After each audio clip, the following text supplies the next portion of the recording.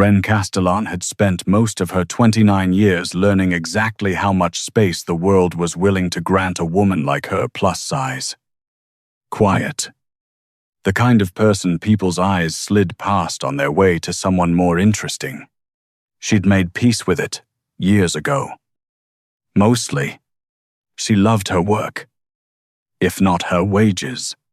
She loved the particular hush of an archive room at midnight, the smell of old paper and leather bindings, the quiet satisfaction of coaxing meaning out of ink that had faded to nothing a century before anyone alive today was born.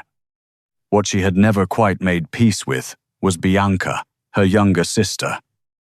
Golden and effortless in every way, Ren had learned not to expect for herself, who had left their working-class Kensington neighborhood the moment she discovered how easily her looks could open doors that stayed permanently shut to women who looked like Ren.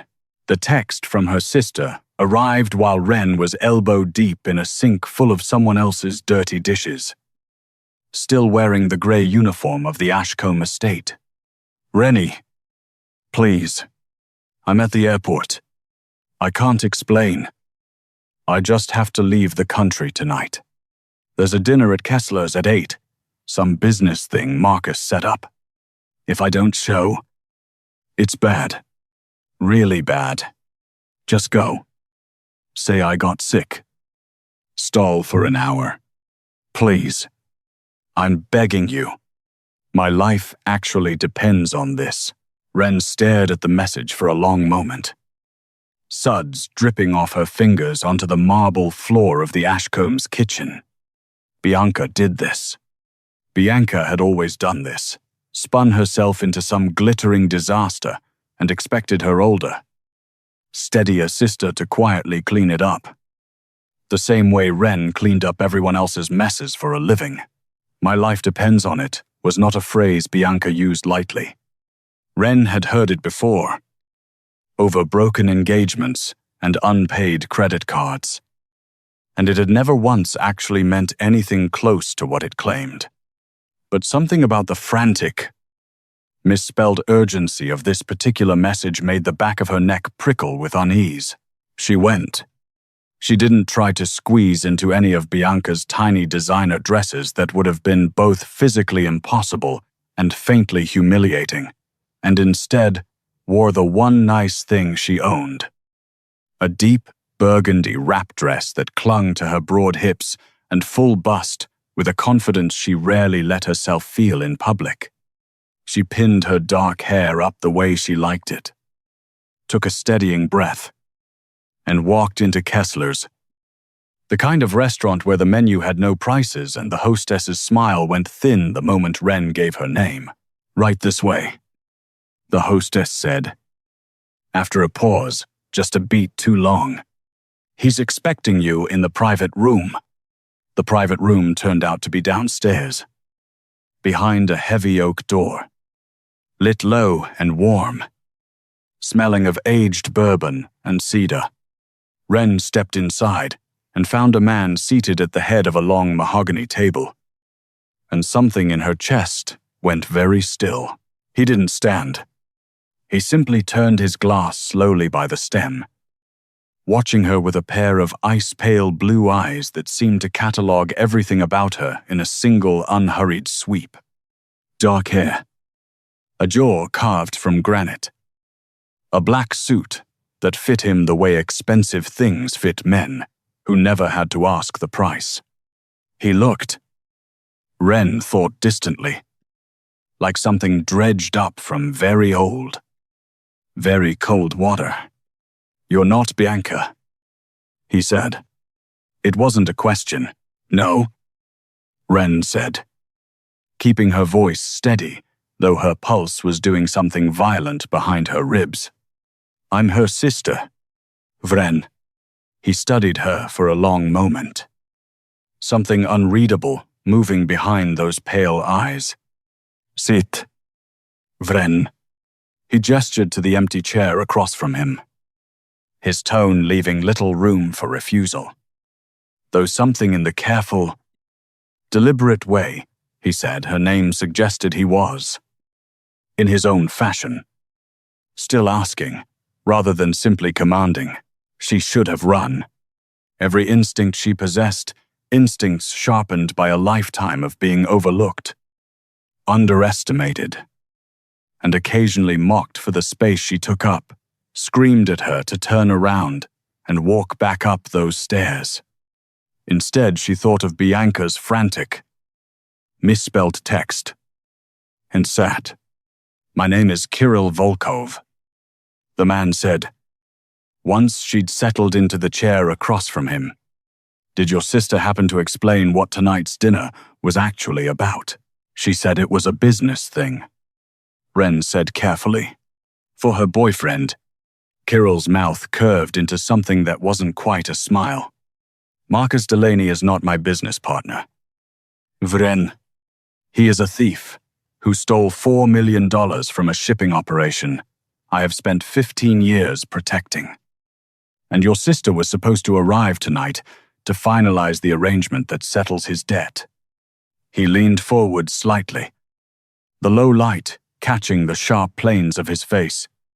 "An arrangement that involved her marrying me." The floor seemed to tilt beneath Ren's chair. "You're joking." "I do not joke about $4 million, Kirill said, flat and certain. "Marcus offered your sister's hand as collateral." She agreed. "Rather than face what happens to people who steal from me directly. Tonight was meant to formalize it. Instead, it appears she has fled the country and sent you in her place." His pale eyes never left her face. "A decoy. Vren, that is what you are tonight." Ren felt something cold and furious settle in her stomach. Bianca hadn't sent her to stall a boring dinner. Bianca had sent her, entirely unknowing, directly into the path of a debt collection she had no part in creating. "I have nothing to do with any of this," Ren said, rising from her chair, her voice sharper than she expected. "I don't know, Marcus. I don't know your business. And I am not marrying anyone to settle a debt I didn't incur. I'm leaving. Sit down. Vren." The command wasn't loud. It didn't need to be.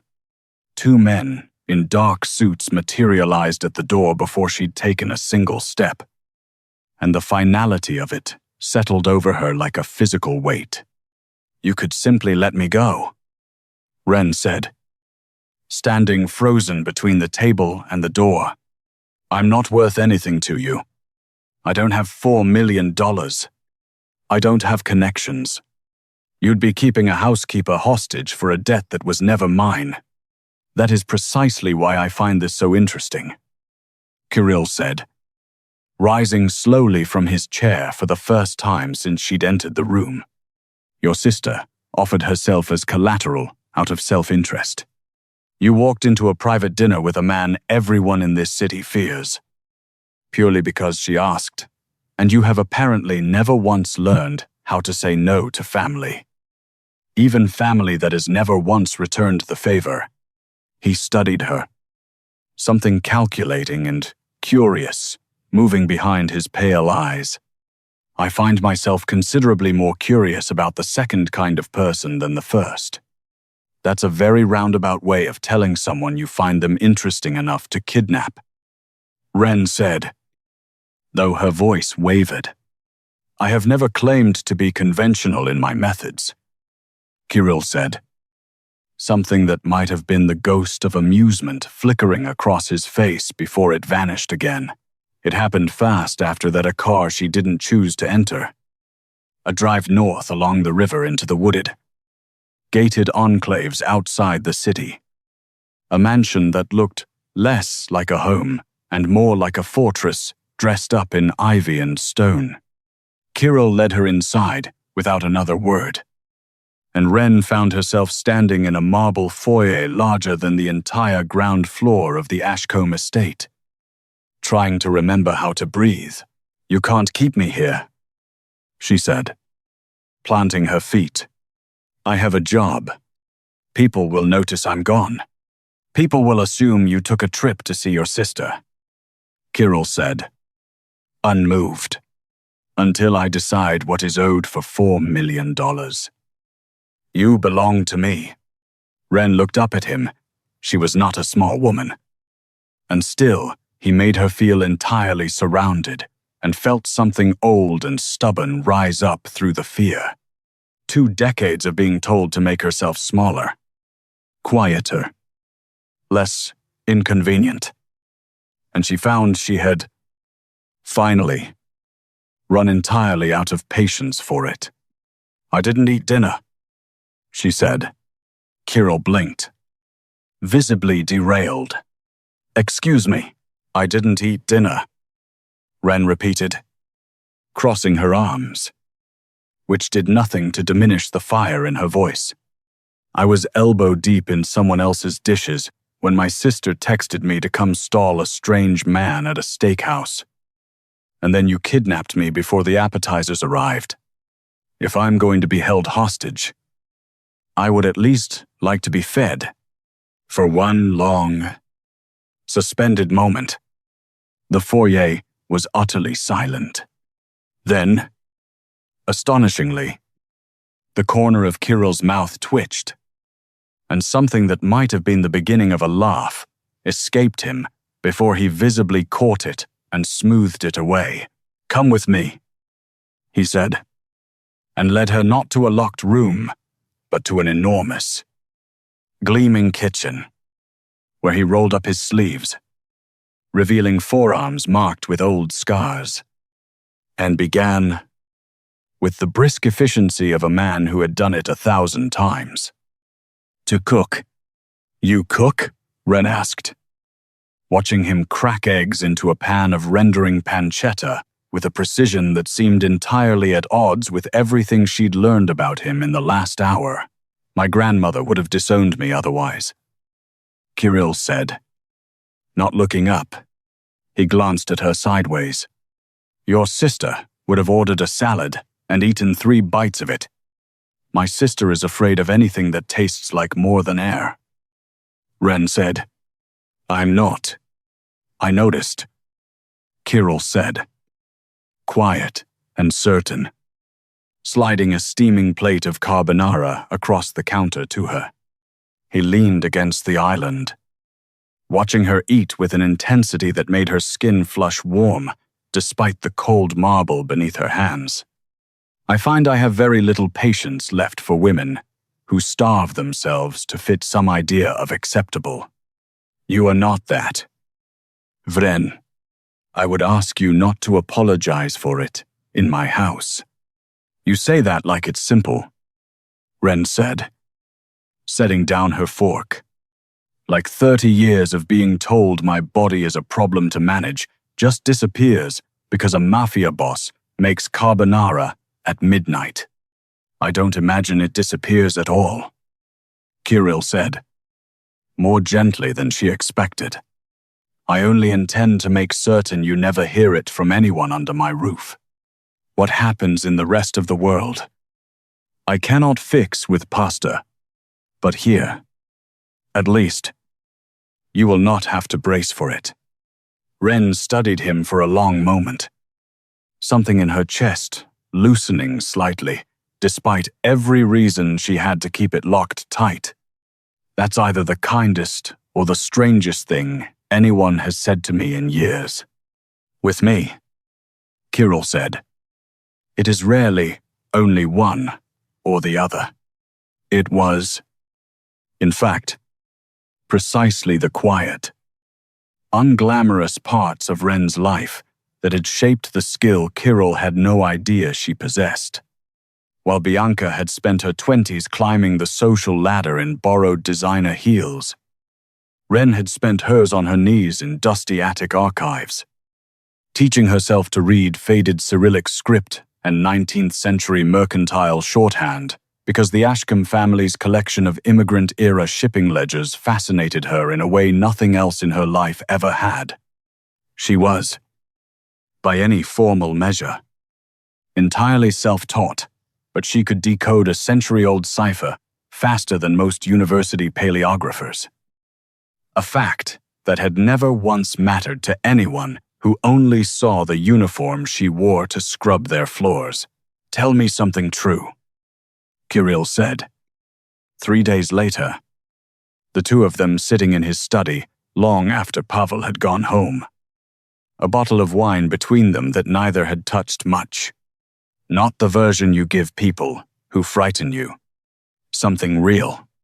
Ren considered deflecting, the way she deflected most things, and then found she didn't particularly want to.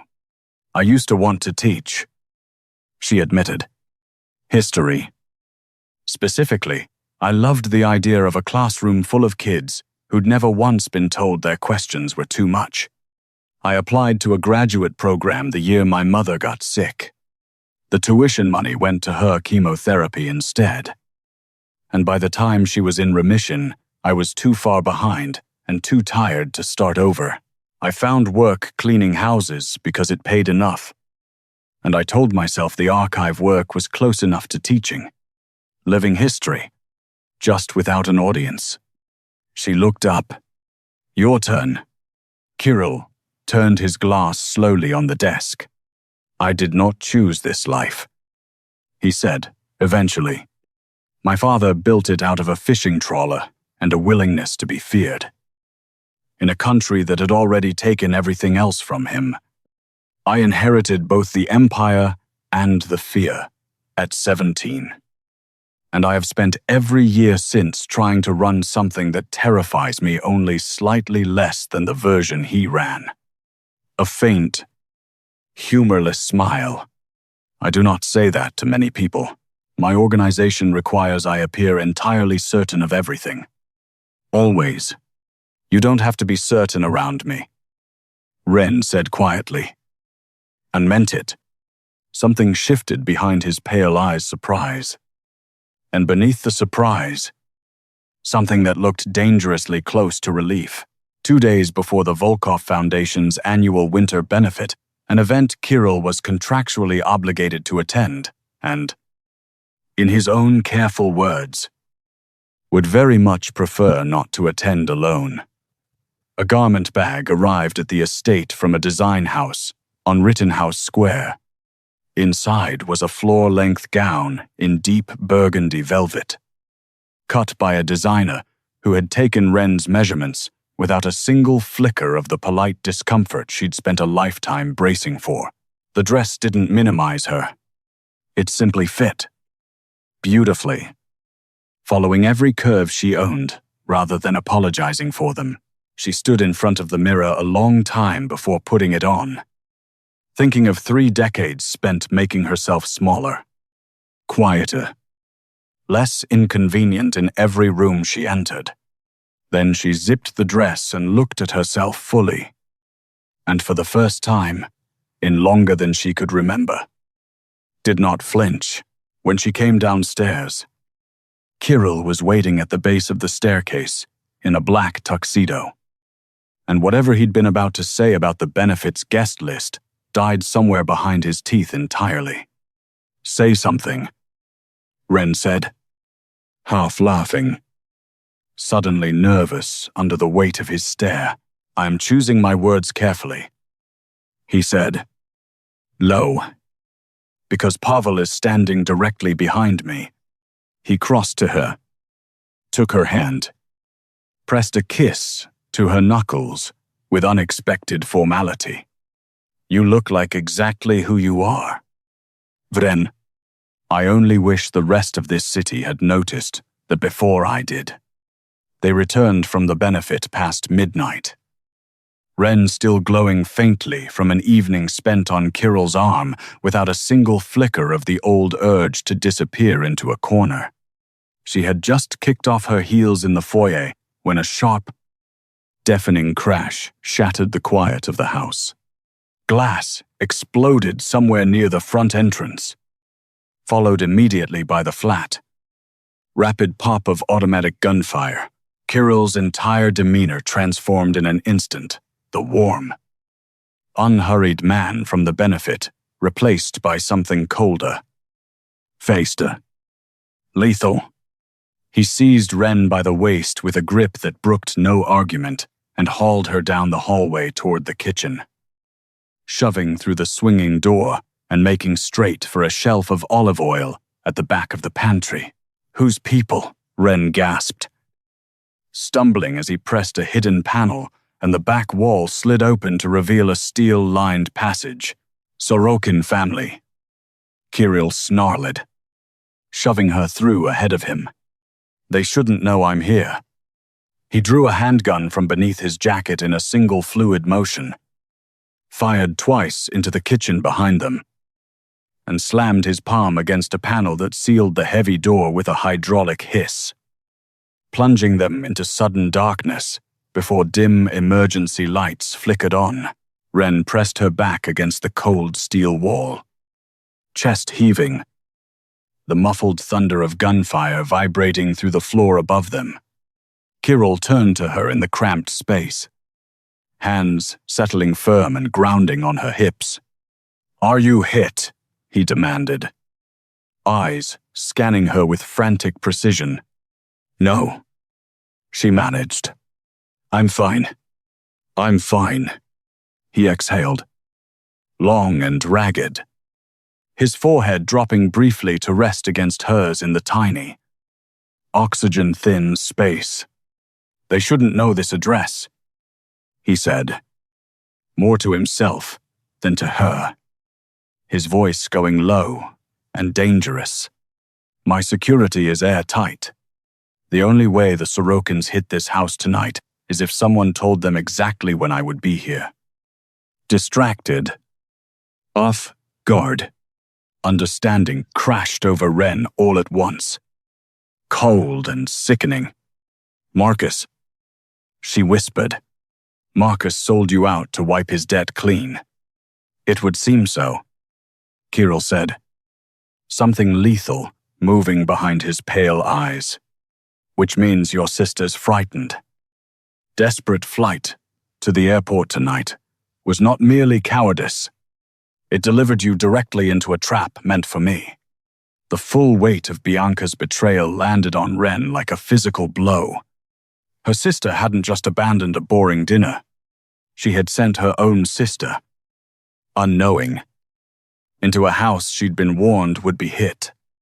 A tear slipped free before Ren could stop it, and Kirill's hand rose without hesitation, cupping her jaw, tilting her face up to his in the dim red emergency light. "Listen to me," he said, low and fierce, the polished ice of him cracking to reveal something raw underneath. "Your sister looked at you and saw a convenient shield. She made the gravest miscalculation of her life, because what she handed me instead was someone with more spine in her little finger than every woman I have ever met in this city combined. I'm a housekeeper," Ren said, half a laugh, half a sob. "I'm nobody. Kirill. I clean floors and read old letters nobody else cares about. You sat across from the most feared man on this side of the Delaware," Kirill said fiercely, "and demanded I feed you before you'd consider being afraid of me." His gaze dropped to her mouth, dark and certain. "I have spent 15 years surrounded by people who perform fear or perform charm because they want something from me. You are the first real thing to walk into this house in longer than I can remember. You don't know anything about me," Ren said, though her voice had lost most of its edge. "You know I clean houses and I got dragged into your business by accident. That's not the same as knowing someone." "Then tell me," Kirill said, low, his thumb tracing slow along her jaw. "Right now, in the dark, with people who tried to kill me still cooling on my kitchen floor. Tell me something about you that has nothing to do with tonight." Ren let out a shaky breath. "I read dead languages for fun. I have $300 in savings and a library card I use more than any adult should.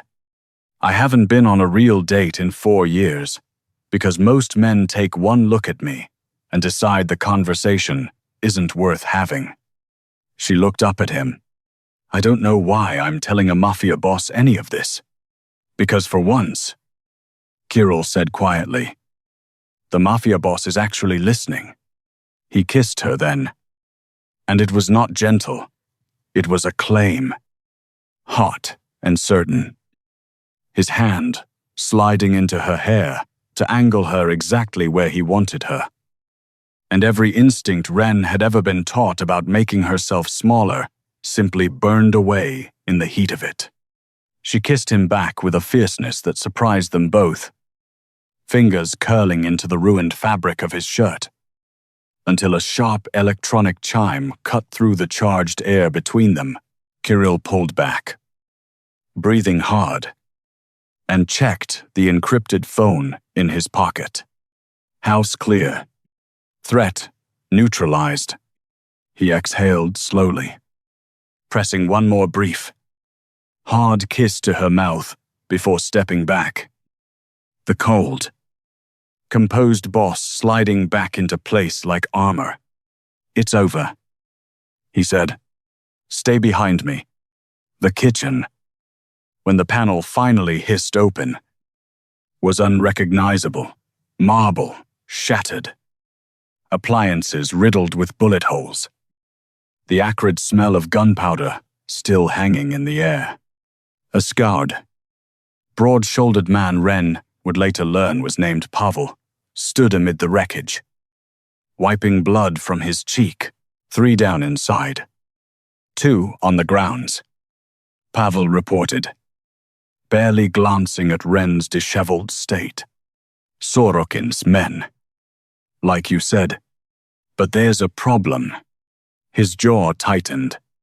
They hit the Delaware Avenue warehouse simultaneously, burned the whole supply line, and Delaney's gone burner phone went dark 20 minutes ago. Kirill's expression went flat and cold. Find him. Dawn was breaking pale and gray over the river by the time Ren sat in Kirill's study, a cup of black coffee cooling untouched in her hands, watching him stand at the window in a fresh suit, every trace of the night's violence scrubbed away, except for the tension still coiled in his shoulders. Pavel had spent the hours since sunrise coordinating with a handful of quietly compensated contacts to ensure the official police report reflected exactly enough truth to close the matter without inviting deeper scrutiny. A break-in. Gone wrong. A tragic exchange of gunfire between unknown assailants. Nothing that would ever trace back cleanly to the Volkov name. Ren understood, distantly, that this was simply how Kirill's world absorbed violence.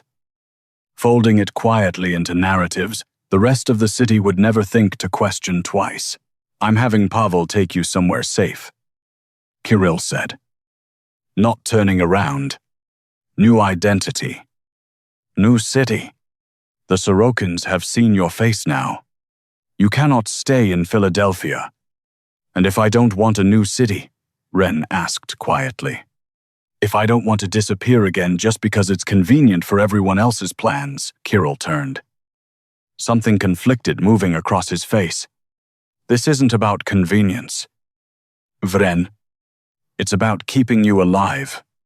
I spent 30 years staying small and quiet because it was safer, Ren said, setting the coffee down. It never once actually kept me safe. Kirill, it just kept me invisible. I would rather take my chances being seen. She stood, crossing to where he stood by the window. Marcus is hiding somewhere your men can't find. And I think I know exactly where. Kirill's eyes narrowed, some of the conflict in his expression sharpening into focus. My trackers have had 6 hours. Nothing. Your trackers know the streets, Ren said, crossing to his massive desk and pulling out a blank sheet of paper. I know what's underneath them. She began sketching quickly. The old, familiar confidence of her archive work settling over her like a second skin. When I catalogued the Ashcombe family's shipping ledgers last year, I found correspondence between 3 riverfront warehouse owners and a network of independent haulers who worked exclusively at night. All through the 1920s. It took me weeks to realize what I was actually looking at, not legitimate freight records, but a coded manifest system for a bootlegging operation that ran liquor off the docks through a series of reinforced basement tunnels connecting half the old warehouse blocks along Delaware Avenue. Most were sealed and forgotten decades ago, but a handful of access points were privately purchased and grandfathered in under a historic preservation exemption passed in the 80s. Specifically to protect them from demolition. Kirill leaned over the desk, studying her rough sketch with sharpening focus. You are certain of this? I spent 4 months translating shipping manifests, written half in English and half in immigrant shorthand nobody at the Historical Society could make sense of. Wren said, I'm certain.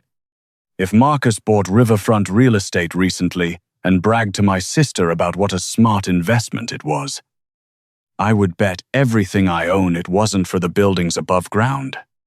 Men like him always think they've discovered something clever. They rarely bother wondering whether someone already mapped it a century ago. Kirill went very still. Something sharp and admiring moving behind his pale eyes. You catalog shipping ledgers for a hobby. I catalog shipping ledgers because nobody else was going to, and I couldn't stand watching a century of history rot in an attic. Wren said, Turns out, it's occasionally useful for finding fugitives. 2. A slow, wicked smile broke across Kirill's face. Equal parts admiration, and something considerably more possessive. He picked up his phone. Pavel. Pulled property records for any LLC that purchased riverfront warehouse parcels with basement access in the last 2 years. Gear the team up. We found him. 4 hours later, the study doors opened to reveal Pavel and 2 enforcers dragging in a battered, trembling Marcus Delaney. And directly behind him, sobbing and entirely unharmed, was Bianca. Kirill, please. Bianca wept, dropping to her knees the moment she cleared the doorway. He forced me to run. I didn't want to leave. I swear, her eyes landed on the desk, where Wren sat in one of Kirill's dress shirts. Her sister's fear curdling instantly into disbelieving horror. Wren, hello. Bianca, Wren said, her voice perfectly level. I don't understand. Bianca stammered, scrambling forward. Wren, help me. Please. Tell him I didn't know. You knew there was a hit planned on this house. Wren said, the words falling flat and final into the silence. You sent me here anyway, so you could disappear before anyone noticed you were gone. I was scared. Bianca sobbed. You're my sister. You're supposed to protect me. I did. Wren said, I took your place. I paid your debt in fear I never should have owed. That ledger is closed now. You don't even know him. Bianca cried, gesturing wildly at Kirill. You've known this man for 4 days. Wren, 4 days and you're sitting behind his desk wearing his shirt like you belong there. Do you have any idea what you sound like right now? Something in Wren went very quiet and very still. I sound like a woman who spent 30 years making herself small enough to be convenient for you. She said, I sound like someone who finally stopped apologizing for taking up space. You don't get to be frightened of that just because you preferred me invisible. Bianca flinched, as though she'd been struck.